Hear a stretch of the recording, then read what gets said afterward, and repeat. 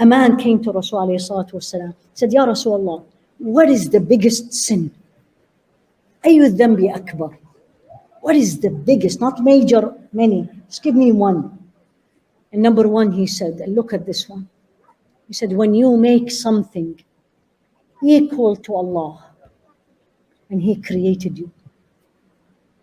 When you make something equal to Allah, and He created you, do we do that?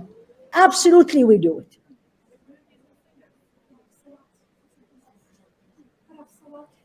When salah, which is the right of Allah, it comes way less than everything else, and everything else is more important.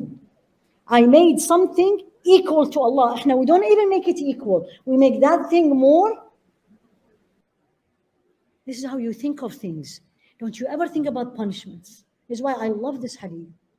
How can I and you, and Allah created me and fed me and give me this, and I ask Him and He responds, and everything I want He gives me, yet my beauty is more important, the social media is more important, friends are more important, people are more important.